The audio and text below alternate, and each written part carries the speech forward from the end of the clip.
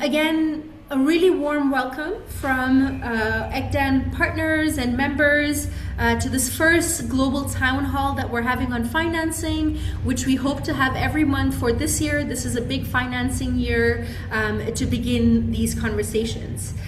So with that, I'm going to just begin a brief presentation, and we'll have a lot of discussion and dialogue in there as well. So again, if you can kindly name yourselves and introduce yourselves in the chat and have that space as an introduction, that would be wonderful. Thank you. All right, so I am going to quickly share my screen.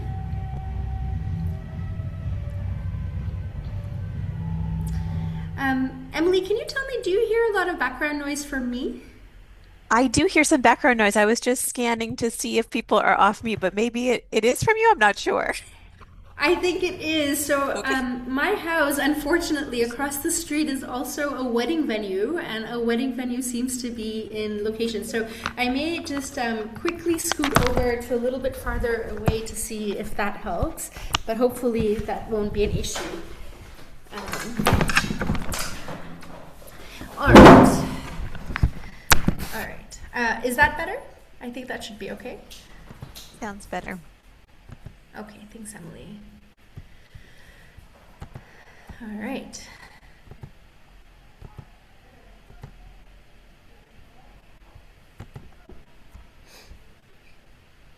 All right. I'm hoping you can see my screen.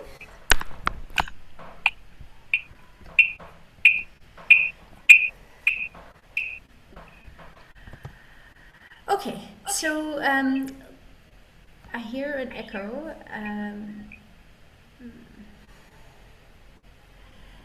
So Harper, if you can just help me mute colleagues who are not speaking, that would be really helpful. Thank Will you. do. Thank you so much. So again, a warm welcome to everyone. Why are we here today? We are here to share some exciting happenings around financing that's happening in the world, and also to share about some really exciting moments to engage on financing. As we know, the world has drastically changed over the last 12 months. And so we are here to collectively have a joint conversation on the future of financing for young children and imagine new pathways as we move forward together. This is just a quick overview of ECDAN's strategic objectives. As you know, in 2024, ECDAN had a refresh of its strategy. And one of the biggest strategic changes not changes, but priorities for ECDAN has been to include financing as a top priority. This is why we're here today. This is what we are excited to discuss and think about. So before I get into a deep dive of the activities that we have, I just wanted to give a little bit of a brief overview of some of the global coordination efforts that are happening around financing. Please note there are a lot more efforts. This is not a comprehensive list, but just some of the big anchoring ones that we are familiar with. Emily, I'm concerned about the sound. Let me do this noise isolation. We can still hear you. We can still hear you. We hear the party, but we can still hear you. The Okay. party? Okay. Sorry about that. I did not get a notice that this was happening at the exact same time, or else I would have picked a different location. Can you hear me now? Is that okay? Yeah. Okay. Um, Again, this is not a comprehensive list, but just a quick overview. So on the bottom, you'll see the Act for Early Years campaign, which many of you may have already heard of. If you have heard of it, can you just do a thumbs up reaction that you've heard about the campaign? If not, my colleagues can pop the link of the campaign in the chat as well for you to explore. There are many people, colleagues I see online right now who are engaged in the campaign. But this is the big anchoring global campaign that we're all collectively working towards, the Act for Early Years campaign, which will culminate with a pledging summit a global pledging summit for early childhood financing in 2027. In contribution to that, we have various other coordinating global efforts. One of them is what we're going to discuss today, the Global Technical Financing Forum that's going to happen this May. We've collaborated with Education Outcomes Fund and Brookings to do an innovative financing working group, and there are many members on the line today. There's a lot of technical work being done. UNESCO has a technical advisory group that they're developing an ECCE, Early Childhood Care and Education Global Report, which will also be launched in November of this year. The Brookings has a global costing task force, which is highlighted as a really key issue in financing. And they are developing various costing resources and capacity strengthening opportunities. And then WHO and UNICEF are also collaborating on looking at financing in the primary healthcare space, which is very critical for early childhood. So as you see, there are many different efforts that are happening, but we are here today to do a deep dive into the Financing Technical Forum. So I hope everyone marks their calendars, May 6th to 8th in Kigali, Rwanda. We will be having the Global Technical Financing Forum. It is hosted by the Government of Rwanda, and it is co-hosted by ECDAN, UNESCO, UNICEF, the World Health Organization, and the Africa Early Childhood Network. The forum will be taking place between May 6th to the 8th. The forum itself is 2 days, 6th and the 7th. And the third day, the 8th day, is where we'll have partner-led events. This is where partner-led consultations, partner-led capacity building efforts, and various other events will happen on the third day on May 8th. The audience, we're hoping to have a technical audience from ministries of finance and planning, resource allocators across the public-private spectrum, economists, program implementers, and civil society, but really people who specialize in financing. And we hope to share a lot of the learnings and findings as well more broadly. This is a brief roadmap for the financing forum, where we have a global financing working group and the innovative financing learning group that has been meeting over the last year to develop the agenda, to design the learning agenda, etc. We have been doing a lot of cross-country and cross-sectoral consultations, and these town halls are part of that process as well. We're hoping to have a global public good called the Early Childhood Financing Toolbox, where we can have a one-stop shop on financing that we are all co-developing together, so that we can really have develop a concerted momentum towards financing. And then, of course, culminating in the Technical Financing Forum, where we hope that these findings will contribute again to the Act for Early Years campaign. With that, it's my pleasure to introduce you to members of our global financing working group. And I know many of them are in the room, so I'll actually stop screen sharing so that they can introduce themselves to you. So if you're in the room, please, if you can put on your camera, and it would be great for you to introduce yourself to our town hall participants. So I'll stop share and please help me, financing working group members.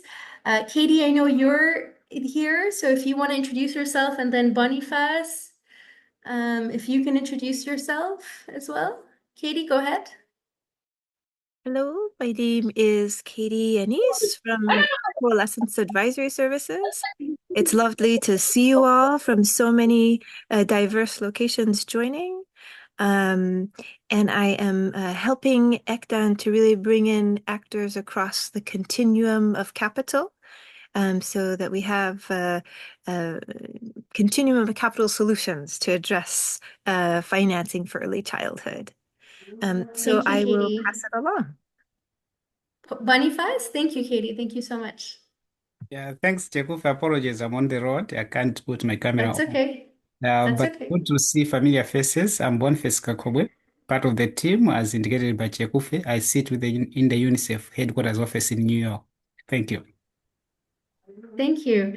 Emily Gustafson.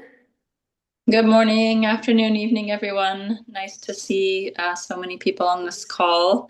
I'm Emily Gustafson Wright. I'm a senior fellow at the Center for Universal Education at the Brookings Institution based in Washington, D.C. And I also participate in the Innovative Financing Working Group with ECDAN. And as Shikufe mentioned earlier, I lead our work on costing, and in particular at the moment, the Global Costing Task Force for Education and ECCE. Thanks, Shikufe. Thanks, Emily. Michelle, I see you're there. Hi, everyone. I'm Michelle Newman. I'm with Results for Development, and I'm happy to be part of this effort. And I'm also supporting UNESCO's global report on ECCE. Thank you. So as you see, there are many different cross linkages everywhere. Saskia? Hi, sorry, I'm in transit, but lovely to meet you all. I'm here for the Education Finance Network in Dahlberg, and we've been working in touch with ECDAN and EOF on the innovative financing part. Nice to meet you all. Thank you, Saskia. Sanjana?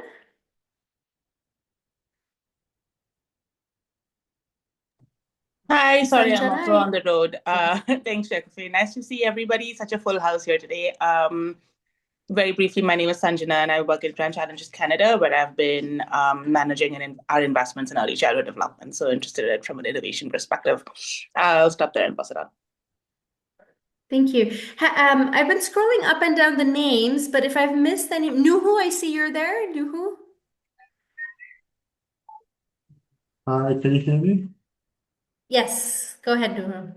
Hi, good afternoon, good morning, everyone, and good evening. Nomi Yakub, I'm with WHO as a health advisor for child health. Thank you. Thank you. Have I missed anyone who's on the line? My Yeah, sincere I apologies, am but here. yeah, who's here? I'm Shakila Mumtaz from Pakistan. Okay. Okay, thanks, Shakila. Okay, so let me go back to the presentation. So our working group members have been meeting very regularly over the last year and have been working diligently to develop the agenda and a lot of the work for the technical forum. So really briefly, to go over what are the objectives of the forum. The first one is obviously to raise awareness of the importance of the early years and continue to ensure that it is being financed, that we are not losing existing financing, but also exploring new ways of improving efficiency, increasing financing, and so forth. The second one is to contribute to global processes. I share that there's the global, the Act for Early Years campaign that's happening. There's also the global ECCE report, the global costing work. So there are many different coordination efforts happening around financing. So we're hoping the forum is a space where we can contribute to these processes. The third one is to facilitate policy dialogue, to look at where we are, what are the trends, where we're headed, and in this new financing climate, what are the opportunities for early childhood? The fourth is to promote cross-country learning. There's a lot of innovative and interesting work that's being done across the public-private spectrum over the last few years. So to really surface those learnings and surface them even across other sectors. So not just looking at early childhood, but also looking across sectors to see what the opportunities are. And the fifth and the most important is to catalyze action.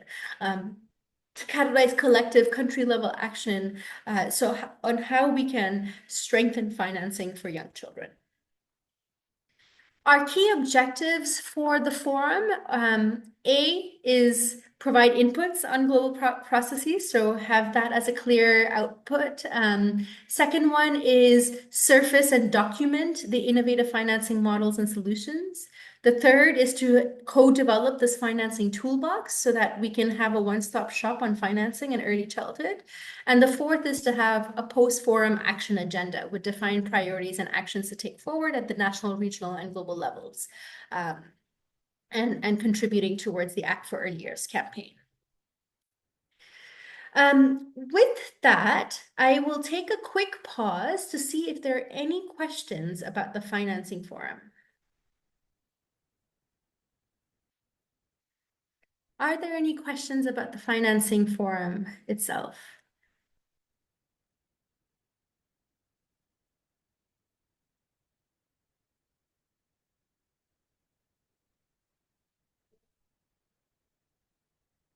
All good, all clear.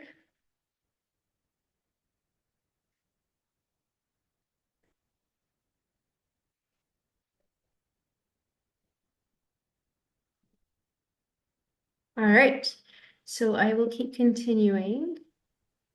Shikufe, I think you have a question. Please help me, Carol. I don't see a So hand. Clemens has asked, will the forum be open to all participants or ECDAN only members? Yeah, the forum will be open to all participants because we have limited space. There will be a selection process just to make sure that we have a well-rounded representation of the different types of stakeholders that can contribute to the forum's agenda. But yes, there is no restriction. It will be open to everyone. And my ECDAN colleagues, Emily, Brett, I don't know who ECDAN is. Is that Elizabeth? I don't know.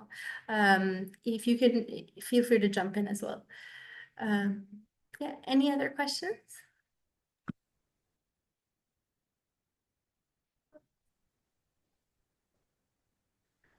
Okay, all right.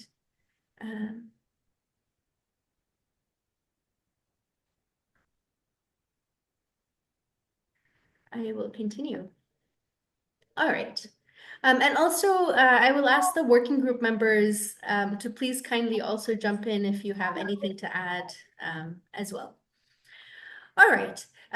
So to begin, to continue, sorry, the next part of our agenda, we wanted to share the rationale behind the forum. We really wanted to look at what are the financing system bottlenecks that are really blocking, or challenging our efforts in early childhood development. So why is financing for early childhood not flowing right now? What are the multiple blockages? What are efficiency first, so spend better first actions that we can collectively do, and what can we learn from others? How do we explore, again, across the public-private spectrum, all the different financing instruments? Oftentimes in early childhood, we maybe look at a very small subset of financing instruments, but the world of financing is quite large. So what do we need to do to prepare ourselves to be able to access a wider range of financing instruments? And then finally, what are the ways we can effectively sequence and scale some of this? So what instruments are available right now? What are the enabling conditions we need to put into place so that we can access other types of instruments that is currently not available for early childhood?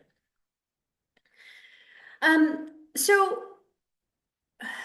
gosh, there's so many people entering. It's just, wonder if there's a way I can hide that. Let me move that down here. All right. So we have a lot of shared frustrations that make early childhood financing feel hard. Oftentimes, we have political commitments to expand early childhood in many places. For example, we have the Tashkent commitments, we have the G20, but financing increases are usually modest, uneven, or even delayed. And so it is, how do we keep working on converting those commitments into financing?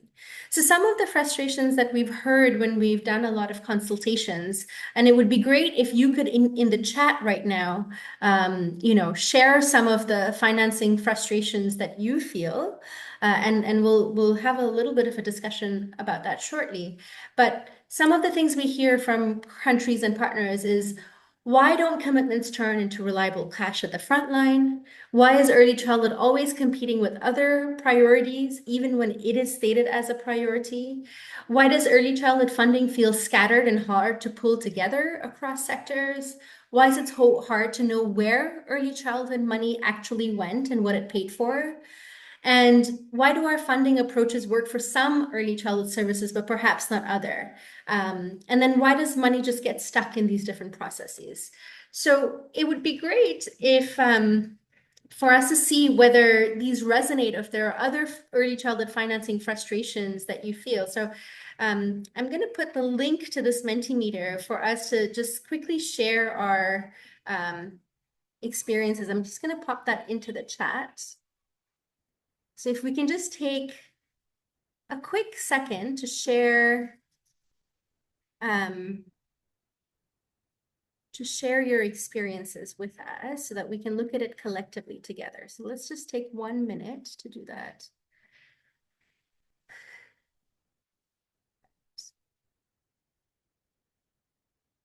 There you go. So if we can just take a quick minute to just do that.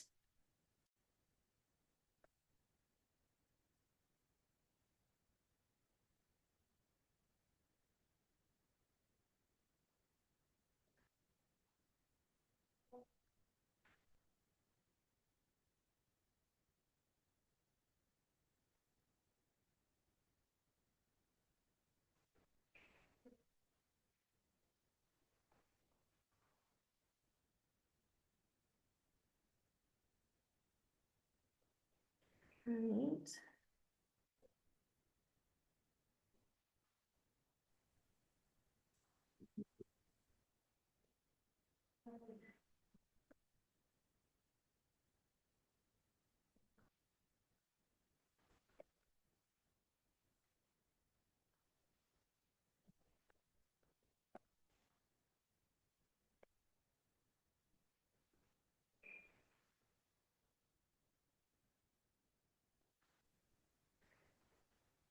All right, we're starting to get responses come in, and I'm going to just share that.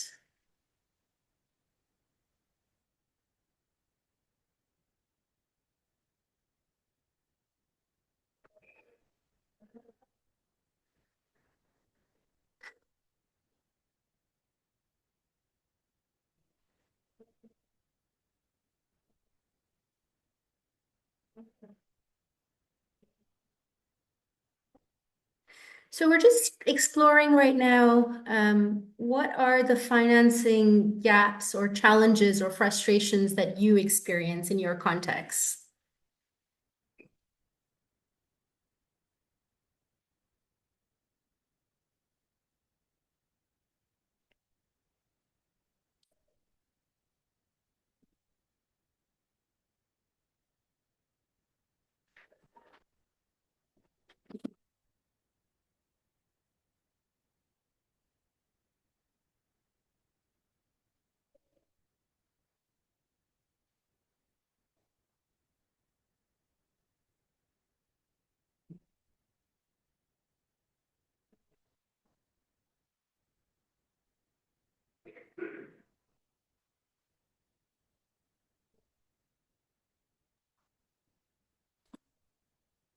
All right, I think we can take a quick snapshot there. Yeah, sustainability is a big one, not alignment, inconsistent funding cycles, political tug of war, lack of partnerships, unstable financing, lack of adequate evidence, government interests not known. That's an interesting one. Anybody have a reflection on anything that they want to particularly share when they're looking at this? If you do, you can just raise your hand or unmute and we can take one comment if there's any reflection on sort of these shared frustrations that we have on financing together. Any insights when you're looking at insights at this? Yeah, I see a hand. Emily or Carol, can someone help me just name the persons that because I can't really see when I'm screen sharing. I can see Yeah, Afia, go ahead. Afia. Yeah. Yes, go ahead, Afia. Hi everyone, this is Ifya from Canada. I think what I'm Can you reading can you is tell us sorry, the organization, your oh, organization as well? I'm representing Western University, so I'm a graduate student in special Okay. education. Okay, wonderful. So I think what I'm reading more is, family engagement and family disengagement in terms of being able to finance certain childcare programs. Because in order to have children involved in programs that are inclusive and that are quality to their education, we need the agreement of parents and caregivers. So the different disciplinaries that come together to have a united early childhood program or a childcare service is really parents and caregivers who are the primary, stakeholders of our initiatives and of our agreement. So that's what I would say is parents engagement. Okay, thank you. Thank you so much, Afia. And just one more comment. Yeah, go ahead, Rafiat. Hi, everyone. This is Rafiat Rashid. I'm working as the head of ECDAN education at BRAC International. So we work in Africa and Asia, and we have seen that particularly in the developing countries where women are, getting more and more into economic activities, and many of the times they are like single mothers. They are raising their children on their own. Childcare is a big demand. It's a big need. However, we see very little investment from the government. There's little investment, organized investment from the donors, and many of the times these are short term, lacking a long term vision. Of course, parents who can afford to pay, they are paying because there is a need, and they are self-organizing themselves within the communities, finding out space where they can put their children together, contribute in terms of food, etc. But it's not organized as a whole. And I think, many of us, we have the same vision of empowering women and empowering mothers and young children, so we can come together and find a solution for investment. All right. Thank you so much, Rafia. All right, let's keep going. I can't manage the chat as well. So Emily, Brett, I know Elizabeth is online, Harper. If there are interesting comments in the chat, if you want to flag them as well, and then we can hear from colleagues as well. So I will just continue my presentation. Again, if you hear the noise, apologies for that.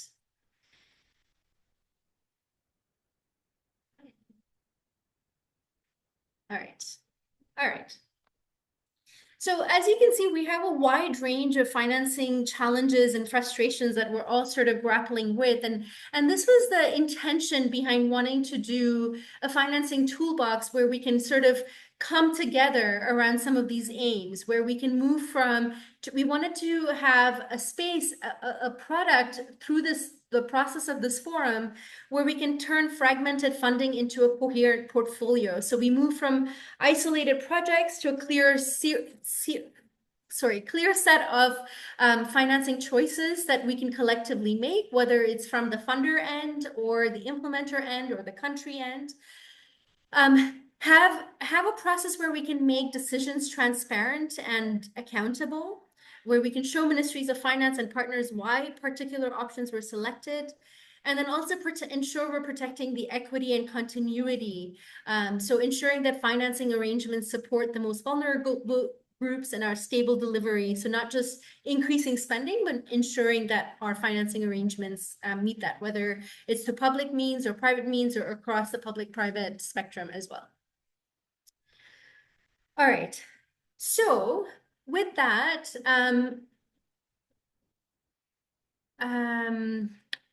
so what are some of the key questions the financing toolbox itself that we answer? And the financing toolbox doesn't exist. It's a concept right now, and this is one of the first consultations. And the reason we're consulting on the toolbox and the forum together, because they're one and the same thing. It's the same living process, that we hope will continue over the coming years.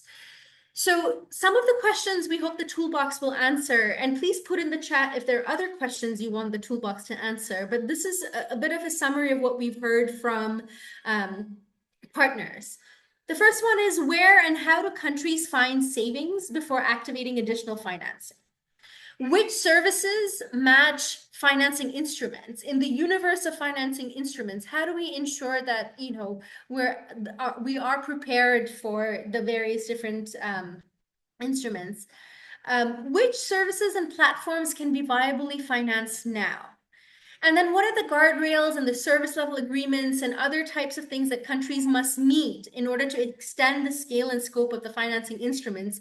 Because in reality, a lot of what's happening now perhaps may not meet the criteria for financing instruments that we may want to be able to access. And then how do we sequence these reforms from short, medium, long-term perspectives to maximize financing? So we can begin to have a coherent understanding of financing for early childhood, what actions we can take in the short term, what actions we can take in the medium and long terms. So another quick Menti. We're really interested in understanding what tools, from your point of view, have you noticed that countries need, your partners need, funders need to address some of the financing challenges? So I'm going to put the link in the chat as well. So if we can just take a second to reflect on financing tools and financing instruments, where do you see the gaps and the needs are at this time that would be useful to include in the toolbox? So I'll just stop that share.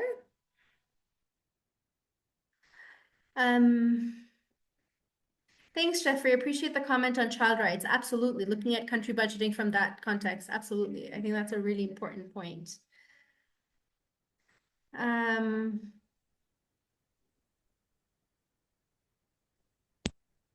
Rosemary has an interesting comment. ECCE is basically left in the hands of parents for Uganda, and there's no budget from the government apart from regulating, so only parents who can afford paying. So out-of-pocket payment is a really big issue in ECD. So let's look at that Mentimeter. Let's look at the tools, and let's see what people are coming up with.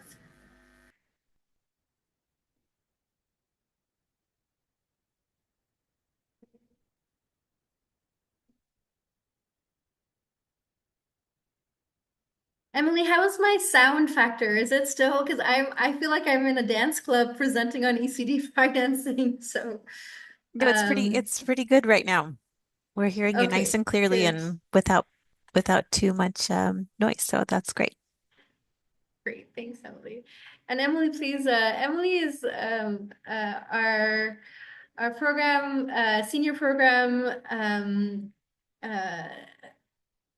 Emily, what's your title? Senior Officer. Program Officer. Sorry, I was like analyst, advisor. What was the term? All the things. All the things, but has been instrumental in helping me set up this meeting and doing the analysis on the surveys that we'll share shortly as well. So, all right, let's look at the tools. And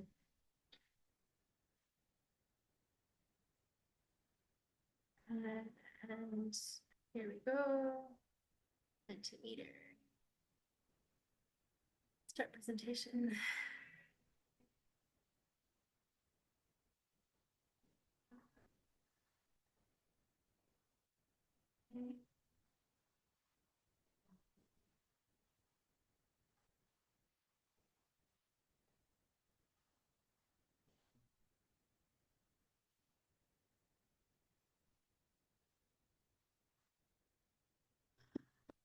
All right, what are we seeing here? So what tools do you need to address financing challenges? Budgeting and costing tools. Emily Gustafson, are you there? Cross-sectoral budgeting. We see a lot of budgeting, partnerships, sensitization, how to do social bonds, blended finance, abilities to tag cross-cutting expenditures as ECD. Recognize the budget they already have, exactly, like a lot of the efficiency work that needs to be done. Persuasive arguments or the advocacy piece on long-term ROIs for ministries of finance. Yeah, okay. return on investments, awareness raising, integrating financing across services. Yeah. Cost analysis, budgeting, legal instruments and policies, understanding how much is being invested in where in health and nutrition, debt refinancing strategies, and this is amazing, guys. This is a really good collection we have. So please put that in there.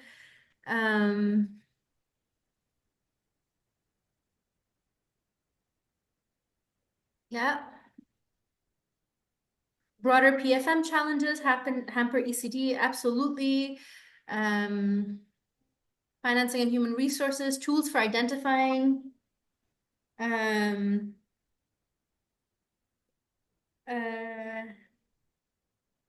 Yeah. All right, this is a really fantastic list. Any reflections from any of the working group members who are on the call on this list that we're seeing here? Or anybody else for that matter? Any reflections on what we're seeing our community sort of generate? Rogers, I'm actually very curious about you. If you're with us, your insights would be really valuable if you're there with us. But any reflections from the working group members or anybody else on this? If you can raise your hand and unmute.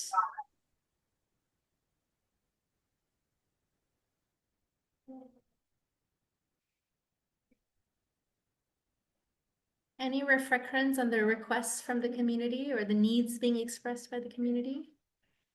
Yeah, I see one hand. Lazaro, go ahead. If you can introduce yourself, your organization, your country. Thank you. Thank you, Shekufe.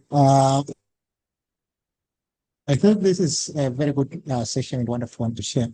And here in Tanzania, we are supporting ECD public expenditure review. But one thing that we are still asking ourselves, what will be the measure of the proper and the adequate financing and ECD?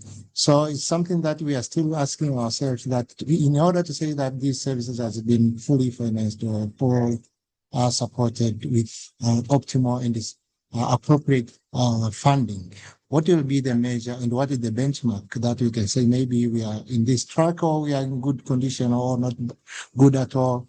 So there are things that we are still thinking and brainstorming how to ensure that when we say that there is fully financing or there is no financing at all, what is the measure of the financing aspect? So as we are going on with public expenditure review, we hope to learn more and get more insight that also will inform us how well we can track, but also can inform our advocacy mechanisms to ensure we have the benchmarks that we can track over time. Yeah. Thanks, Lazar. That was a really helpful comment. Thank you. I have two more hands. Sunny Villa from Mexico, and then Sadashiv. If you can, again, colleagues, if you can rename yourselves to include your organization and country in your name, that would be greatly helpful for us to get to know each other and interact quickly. So yes, go ahead, Sunny. Hello, thank you everyone, and for this conversation. I was thinking that from all the responses, it seems to me there is not a unique solution. So we have to think about it in a systematic way. We just face that there is some kind of restriction because the fiscal space, but also the lack of interest because childhood doesn't both, or other way, and they need to also probably methodologies to reflect the budget they have, or doing the costing, the right costing to take better decisions. So I was thinking that probably we would need to do a systematic way to approach this as a complex problem. So thank you. Thanks, Sunny. That's a very valuable reflection. Agreed. And I think that's the intent of us trying to put our hands around collectively with this toolbox so that we can try to do some of that work. But yeah, Sadashiv, come in, please. And please introduce yourself. Tell us where you're calling in from, your organization. Thanks. My name is Sadashiv. I'm a senior consultant at Oxford Policy Management. I'm from Tanzania. I'm based in Tanzania. And I'm also representing a research program called Thrive, which is working on generating evidence to scale ECD. So as you can see, ECD financing and sustainable financing is pretty crucial. But however, I mean, we've done quite a bit of understanding of investments, working with Lazaro, for example, on understanding investments in Tanzania on ECD. I think a broader, I mean, the question, at least sort of, I want to sort of challenge the question a little bit more in the sense we're trying to look at it from a very technocratic solution. Yes. Whereas the problem might be of, political commitments translating, because especially in financing, it's a very top-down, extremely controlled PFM systems, policies. I mean, it's very watertight, audited, external. I mean, there's a lot of controls within public investment systems, but they function, I mean, they're a sort of, to get them to work, it requires a sort of politics to back it, the political energy to back it. And I just to give an example in Tanzania of nutrition, also equally cross-cutting, but when the highest level of political commitments, when the president signs a compact with the regional head or a district head saying that you are responsible for A, B, C, D, E, the finance magically happens. So, I mean, I'm just saying that it's a question of understanding. I mean, it's not a technocratic only solution, which is why I hope this conference brings together a lot more people operating in the political sphere as well. Thanks. Thanks, Sadashiv. I think those are really critical points you're making, and I hope we. Sorry, Abdul, I'm just going to mute you for a second. And I think we want to have a multi-pronged approach to that. But I just want to see if there's any working group members here who want to respond to Sadashiv's comment at all. But I know definitely it's high on our priority. But is there anybody from the working group who wants to come in response to that?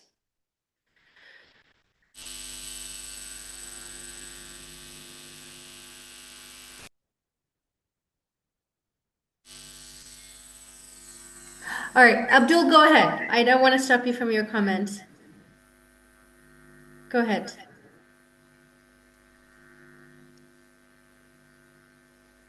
Abdul, I can't hear you.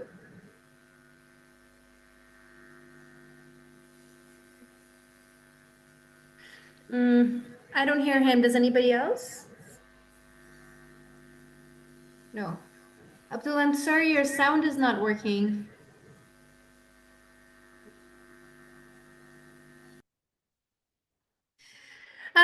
I'm wondering whether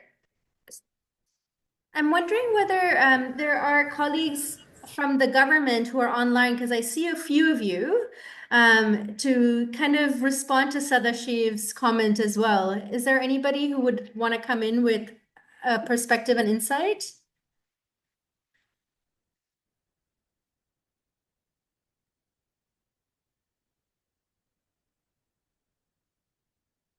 Everyone is shy, but colleagues, this is a town hall. We hope to hear from you.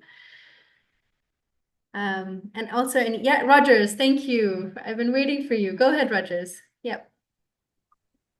Yes, I think, yes, my name is Golova Rogers. I work with the Ministry of Gender, Labour and Social Development in Uganda. And I've been at the center of some ECD reforms for some time. What we notice is that public finance is not just a technical question, but it's also a very, very highly political question, especially in countries where we have to make key decisions, in countries that are low resourced. So getting the politicians really understand the long-term benefits of ECD is an area in financing that we must also look at.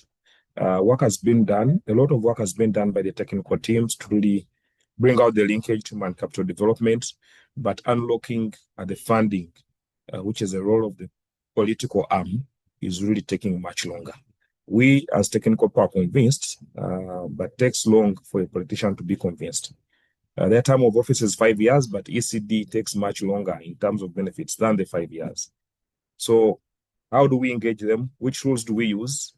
We need to get some real good success stories, either from the global north, to be able to share with them the transformation arising from the investment in ECD.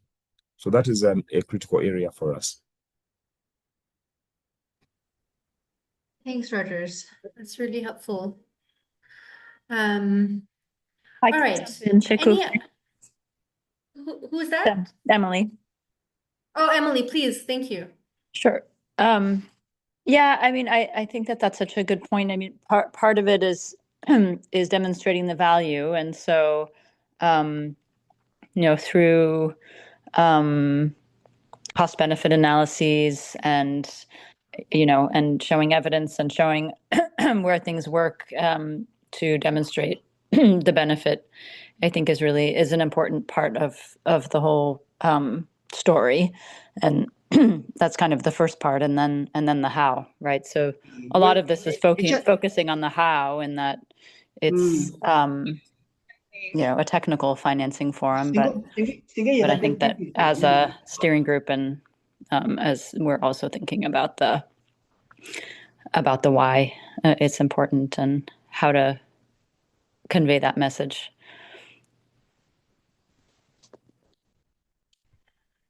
Thanks, Emily. Yes, Eugenia? Do you want to introduce yourself? Greetings, everyone. Yeah, I'm Eugenia Awick from AfECN, Cameroon. I'm working in the area of inclusive education. And my experience with financing when it comes to the level of government is partly because, like in Cameroon, there are too many ministries involved. So now it means the structure of communication can be funny, and then it's very difficult to mobilize a lot of funding from one ministry, because now if you want to talk about early childhood, they'll say go to the Ministry of Women and Family. If you go there again, maybe it's not just about Ministry of Women and Family. They are not concerned with education. They may be working with families, but they are not with education. And then you go now to basic education, which is working with nursery, primary, disability issues, they'll tell you go to social affairs. So there's a lot of disjointed way of doing things, that all of these things, they make it difficult in terms of creating awareness for the need for them to actually budget meaningfully for child issue, for children or early childhood issues. So what I'm suggesting is that one of the ways to go around it is about carrying out inclusive mainstream advocacy. Because now with not a lot of sensitization and advocacy, most of these ministries will realize that to address issues around early childhood need integrated working. It's not about one ministry doing this and this other one doing that. So it may require everybody, all the ministries coming together, health, all of that, because for children to effectively have their issues or the needs concerning them to be addressed, it needs inter-ministry working. So these are some of the challenges that some of us in the field are experiencing. I don't know about in other countries, but when there are too many ministries involved and not one person taking care of something, or not realizing that there is need for us as a ministry, maybe we set an interdiscipline or interministry working team that is looking at issues about children, in which case all the ministries will be sending representatives to look around issues around children and put their own funding into it. Unfortunately, I don't see it that is the case. So these are some of the challenges in the field to try to address issues around children. So it goes back to the community. Most of the early childhood provisions are coming from the private sector. And coming from the private sector, they don't have the means. Most of those who leave children there, they are struggling daily for meals. It's not easy to raise that kind of money where they can actually contribute so much that can help towards filling some of these funding gaps we are talking about. So these are some of the field experiences I've seen, which I'd like to share. Thank you. Thank you, Eugenia. There's a really rich conversation happening in the chat, and I think this was this town hall is an experiment for us about how we can facilitate global dialogues on this issue. And I think we hope you keep joining us over the next few months so that we can deepen this conversation. But someone sent a message that they didn't want to share their name and organization. But something that they shared is from an early childhood development implementation perspective, one key financing challenge is that programs are often funded for a single focus area, such as education, while on-the-ground realities require addressing additional needs, such as infrastructure-related health and safety issues, nutrition and psychosocial support. These elements are essential for children's learning and well-being, but are frequently outside the scope of core funding. As a result, organizations must seek additional partners and funding streams, which can delay implementation and create fragmentation. More integrated, flexible financing approaches across education, health, nutrition, and this is across health, nutrition, and infrastructure would significantly strengthen early childhood service delivery. And this is really exciting, and we hope we can address some of this through this collective work we want to do together. But let me go to you, Adoma, if you want to quickly introduce yourself and state your comment. Thank you. Thank you very much. I'm Dr. Adoma Odami. I'm a pediatrician in Ghana. And I think that when it comes to supporting ECD, the onus is with the politicians. They are the major stakeholders because they control the funding.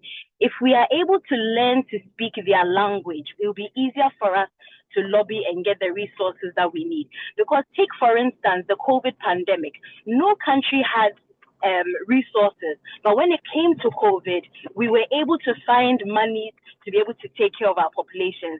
Isolations was started bringing up the ventilators, everything that we needed was able to come. So I'm really looking forward that during this conference, we'll get the knowledge about how to speak, how to translate the science to the language the politicians understand. Thank you.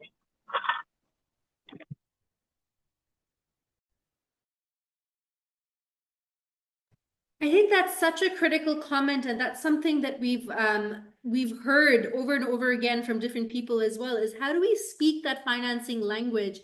How do we make the case for early childhood, but to different audiences who maybe don't think like child development specialists? So I think that comment is very well received. Any last lingering comments before we continue?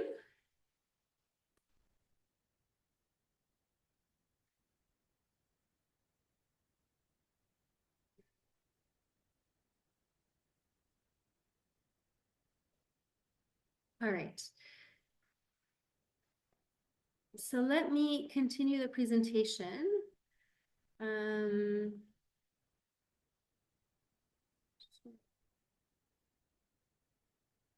Apologies.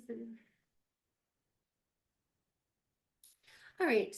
So since we've been getting into these demands and needs, I wanted to briefly share with you the conceptual overview of the structure of the financing toolbox. Now, remember, a toolbox is literally that, a box of different tools. So it's not a prescriptive, and I agree with you, the previous comment that we are maybe taking a bit of a technocratic approach, but we're hoping that within that, because there is that space to create a bit of coherence and understanding around bringing the financing languages and concepts and tools and approaches together with the early childhood.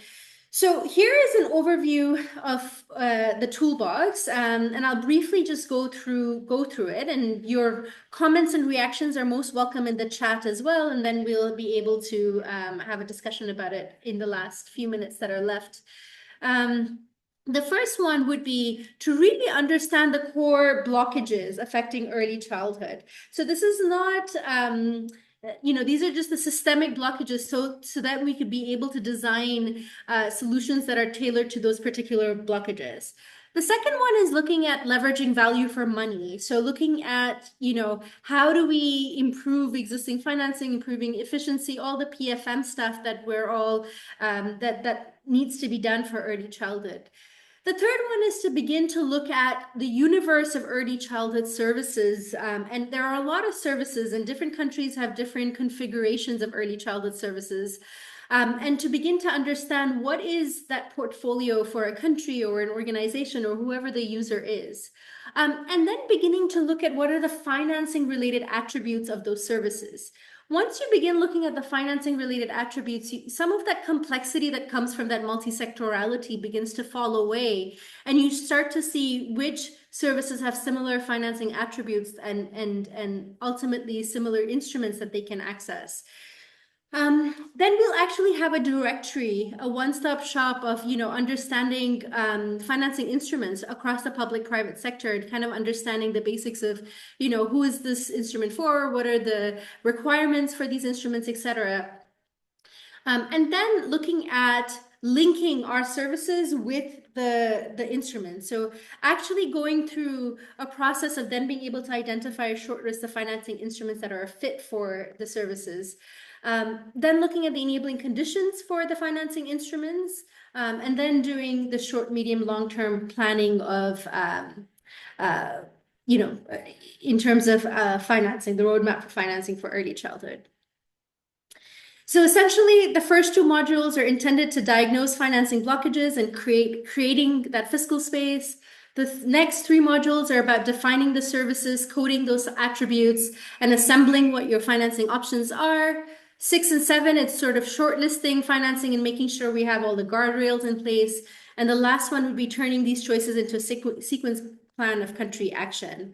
Again, this is very, very conceptual. So this is a wheel, a Rolodex of, all the possible early childhood services, and there may be more that you can have across the sectors. And it's intentionally here so that we can see that complexity in early childhood is never going to leave us. We're always going to have complexity, but the thing is, how can we design for complexity? How can we design our financing to respond to that complexity for early childhood? So for us, the normal is that early childhood will always be multidimensional. We always will have to look at multiple services. But how do we design for that? How do we really understand the world of financing and design for that? And then look at systemic blockages, which is different than just reacting to complexity.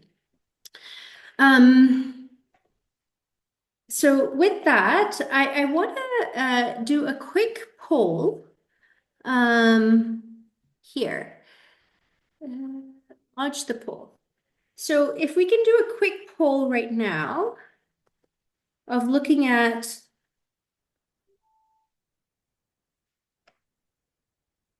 is the poll launched?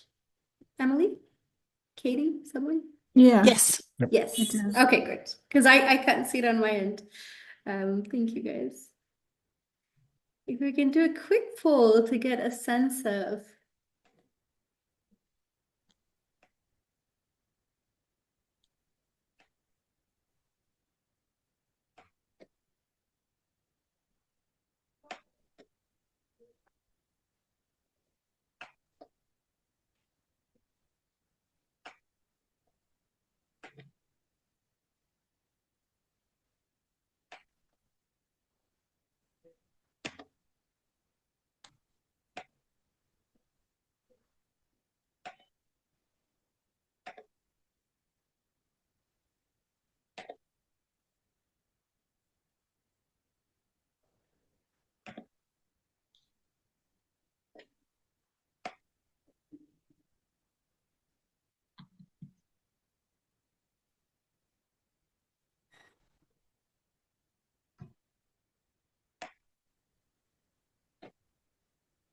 right. We're almost there.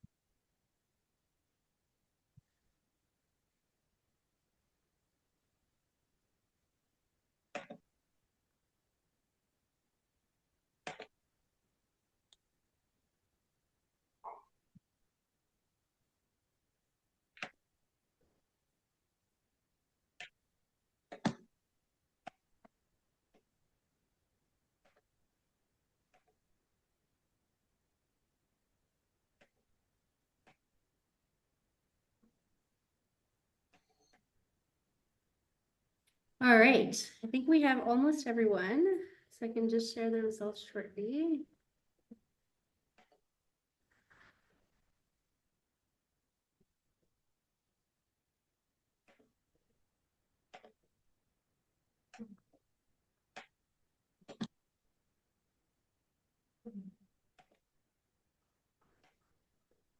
Okay.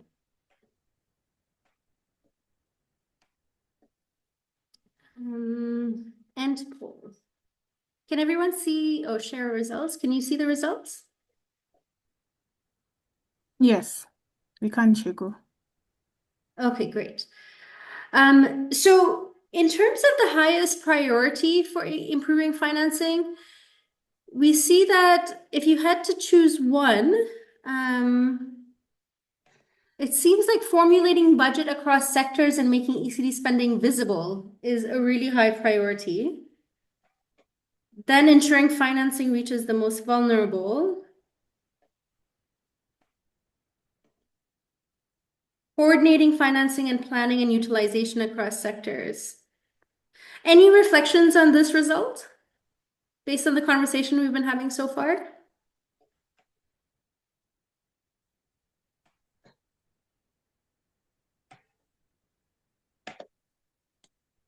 Any comments?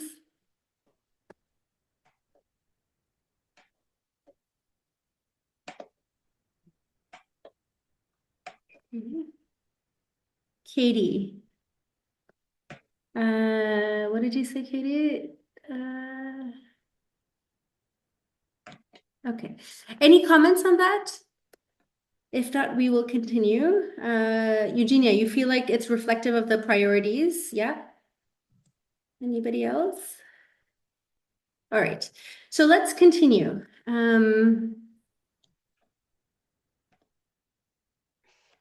Okay.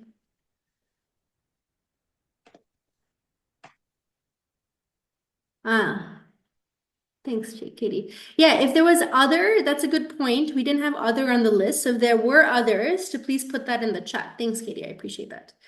Thank you. All right. So we will continue. So in terms of addressing complexity, there are multiple ways that it's normally done. We can either, it's some of the things that, some of our reactions to complexity has been either to just do a single service, a flagship service, where you fund a few major services and then that builds momentum, secures initial budget commitments. But then the implication of that is that, you know, complementary services to ensure that we're meeting the holistic needs of young children are not met. Then we have the second one is a smart buy approach, which in some cases might be useful, but essentially the idea is when you have a constrained fiscal space, you may want to do the most, you know, cost effective, the one where you have the most value money, and you know, it's a practical choice when you're in a fiscally constrained space. But then the consequence of doing that is the less measurable services, they're squeezed away. And the system, ultimately, we're not responding to the holistic needs of young children. So we're still, again, not really planning for the complexity of early childhood. The third one is begin with instrument first. So if there's a popular financing instrument, to say if there's a, you know, results-based financing, or an outcome-based financing fund, or a particular social bond, or, you know, a particular instrument. But when our starting point is to adopt the instruments being promoted, we can access, again, this new funding stream. But ultimately, the instrument choice is what's driving the service design, because we have to make sure that we can meet the needs, the criteria of those instruments. And again, we're narrowing options and ultimately not responding to the holistic nature of early childhood. So if we want to do some serious planning and design, the rationale that the toolbox takes is our starting point is to identify the universe of early childhood services that are a priority, identify what's blocking them, identify common framework for financing them across these instruments, and so that way we can actually respond to the the complete complexity of it. And again, the universe of financing instruments is also really, really massive. And so we'd be very curious to hear from you. Which financing instruments have you found success with in early childhood? Again, it doesn't have to be private sector. It can be across the public to private sector continuum.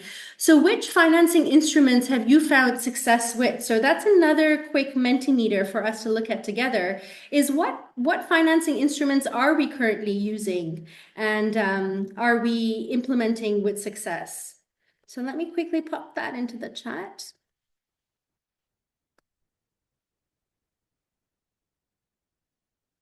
There we go. All right. A quick, if we can quickly do that, Menti.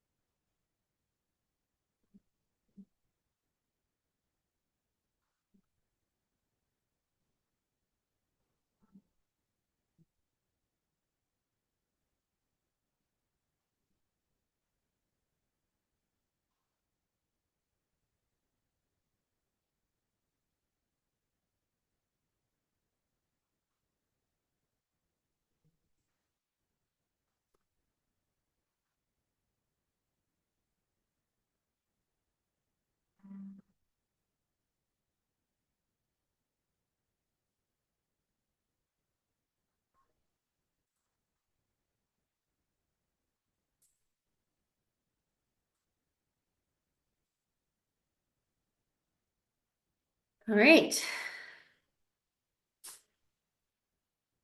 Okay, we have some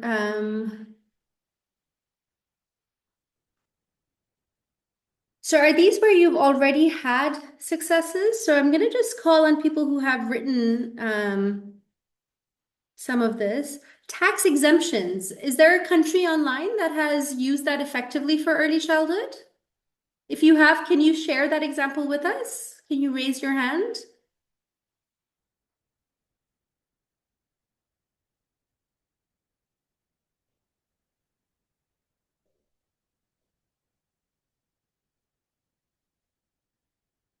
Okay, someone put ODS bonds. Can you raise your hand and share that example if you have, if you're online? Hi, good morning. It was me from Mexico. Okay, do you want to, yeah, go ahead. Yeah, we do. Well, in since probably 3 years ago, this is a very new way for increasing financing. So they are the Ministry of Finance, the National Ministry of Finance. They are putting some ODS bonds like there are bonds that are financing specific public programs that are aligned to the ODS. So they have metrics and they have also clear objectives where those financing will be go. So that's how they work abroad. Okay, interesting. Thank you for sharing that. All right. Yeah, some interesting examples are coming up. If you have very specific examples, if you can put like the name of it or something so we can follow up with you, so that that can be something that can be highlighted at the financing forum as well. So I'll just stop sharing that. All right. And we're nearly at the end of our presentation, so which is really great. It's perfect timing. Actually, we are at the end of our presentation. So yeah, So I'm just going to put this up here. This is the mailing list for the financing, and maybe my colleague Emily can also share the mailing list that we would hope to have more financing specific conversations. But in the last 10 minutes, we just want to have an open forum. We've given you some information about the forum, about the financing toolbox. We've heard what our shared frustrations are, what our challenges are, what are some ways we are, tools that we want to see, that we want to collectively do. But now I'm just going to have an open forum space for what you hope we do differently, or what we can achieve together, what needs to be achieved together for early childhood financing in this coming year through these different mechanisms that we have been shared today. Like what else needs to be done? I think we heard an interesting comment about ensuring, and also if you have some insights to share from your context, and hopefully in the future town halls, we can begin to do deep dives on some of these issues and have more presentations hearing from you, because we've collected a lot of interesting case studies and examples.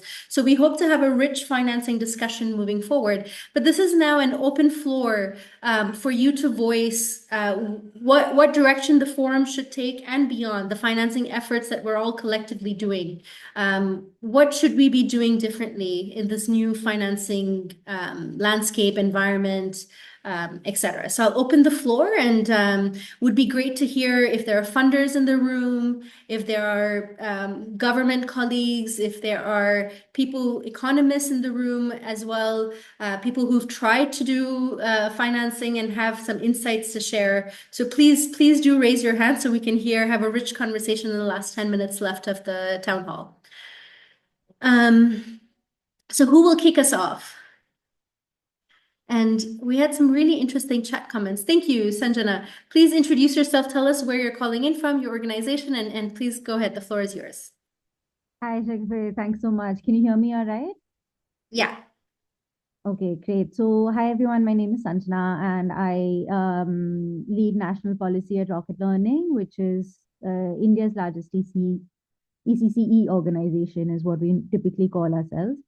The insight that I wanted to share was just that, many of the challenges that have been raised over this call, I think, especially the systemic ones, are ones that India faces too, typically under prioritization and of ECD, as well as the fragmentation of the mandate across ministries, right? So there's the Ministry of Women and Child Development, which, as I think Eugenia was saying before, that ministry of family or community engagement typically don't have the clout to argue for more funds.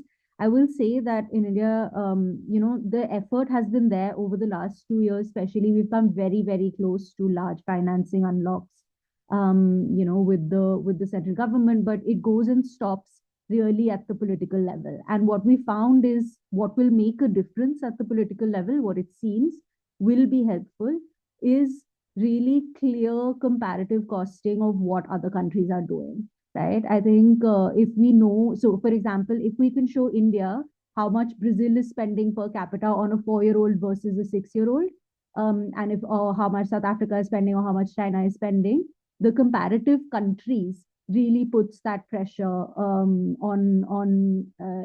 a national government to increase financing, and it really needs to be specific to per capita, per year, dollar amount, 4-year-old, 6-year-old. Or rather, you can say last grade of pre-primary and then maybe the first grade of primary. That contrast really helps to bring that out. And so one of the things that I hope to get, from this process is really a stronger understanding of how some of the other emerging economies are working on their financing and how much they're really spending per child. Yeah, thanks so much for organizing, and thanks, Sanjana. That was such a clear ask and such a clear example. Thank you for that. Any other countries want to share their recent experiences with financing in early childhood and where you see the opportunities? This was really helpful, a very helpful comment, Sanjana.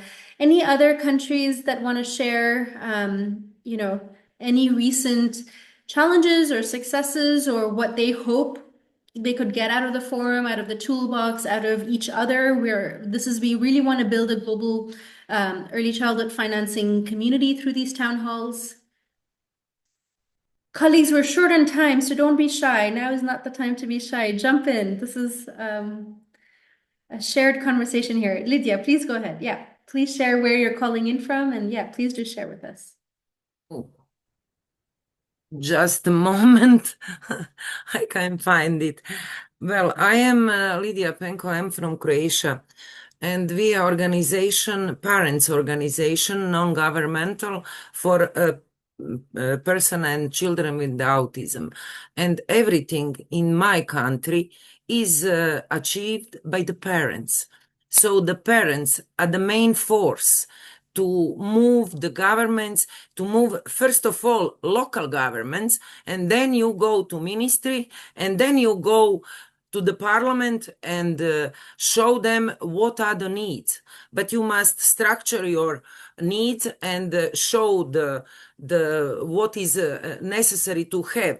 You must have early intervention. You must have the kindergarten, the school, the working.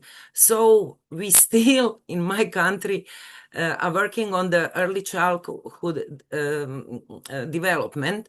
We have laws, we have everything, but in practice we are mostly on non-governmental projects. Yes, they give us a lot of funds to work with projects, but we want a system so that everyone in whole country have approach to services with the children and support to the family, and we have good results. But I told you, parents and most forceful force, and they have be connected with the professionals who help them put that in a low I don't know how to say, to put it on the paper and to say to the government, we need that. And that is investment in the future, not expense, because helping children and parents is investment in the future, and it will be cheaper later on. Thank you. Thank you, Lydia. That's really compelling and powerful. Thank you. Gina, Paula?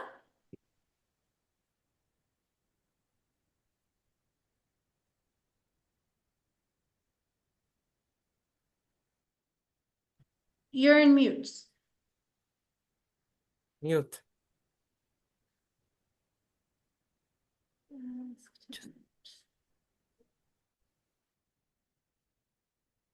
Hello? There you go. Yeah, go ahead. Okay. I just finished my thesis project. It's about the relationship between the Colombian state and the NGOs to guarantee the right of education in emergencies. And from the interviews that I did, I heard many problems with one specific law. Sorry, Paula, can you let us know where you're calling in from and your organization so we know who you are? Well, I'm a student. I'm not working on any organization. That's okay. That's okay. Students are welcome. Yeah. Okay, I'm doing a double master. It's Université de la Sorbonne in France and Universidad Externado de Colombia. Okay. Okay, continue. I was telling about the interviews, and most of the people that I did the interviews, they said that they have a few problems with the law that regulates how the money goes from the state to the organizations. And they said we should make it easier in case of emergency. So one way to make it easier was to have a plan and include on the plans a specific, to write the most specific cases. For example, in Colombia, we have a civil conflict. And before the plan was only, it was about the nature of the emergency, so a flood. Something related to nature, the storm, things like that. But they decided that in order to make it easier, they should include cases like the civil war. So it started like that, just including that. And then little by little, it got easier and money came easier. Like in cases like girls need for their periods, so more money to that. That's also they can also study if they don't have problem with that. They don't want miss classes. And little by little, they show me how they improve it. The communication improved with the government, and money came through easier. That's how I saw it. It's not how they get the money. It's not financing exactly, but it's more like how they get access to that. Yeah, really interesting, Paula. Thank you for sharing that with us. And if you can put in more information in the chat so we can follow up with you, that would be great.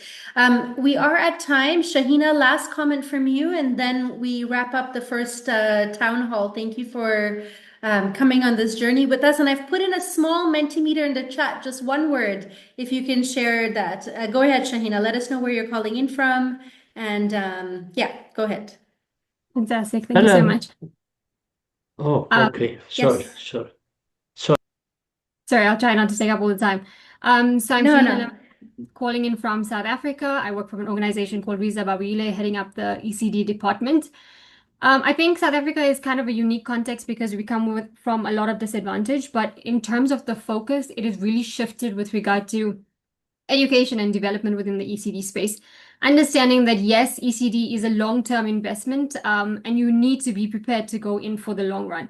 So we've had a recent shift where ECD used to sit under Department of Social Development and now has transitioned over into Department of Basic Education. That has not meant that the Department of Social Development has removed themselves, because that is still a key element. So we have a number of departments that are working together to be able to make the system work. The biggest challenge, yes, is always financing. Our sector, in the ECD sector, relies heavily on parents paying fees. And that can be very challenging because we have very low incomes in South Africa.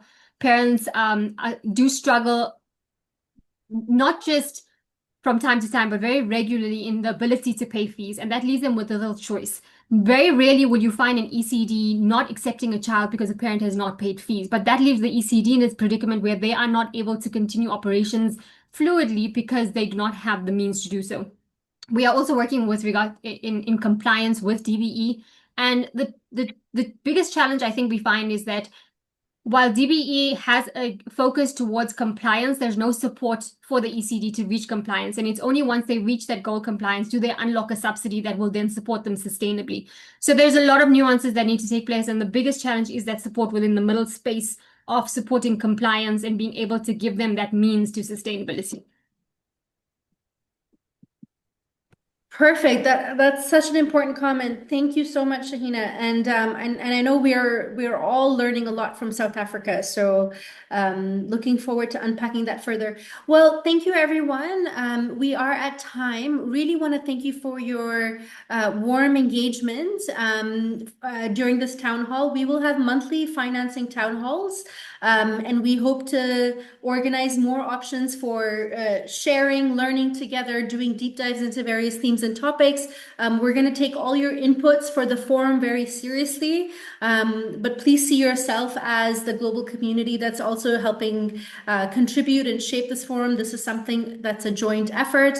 I don't know if any of my colleagues on the line, Elizabeth, I don't know if you're still there. If you want to say anything, Emily, Brett, Harper, Carol, please come in if you want to say anything. And if not, really want to thank you everyone for your time and your sharing of your wisdom and expertise. And let's continue this conversation.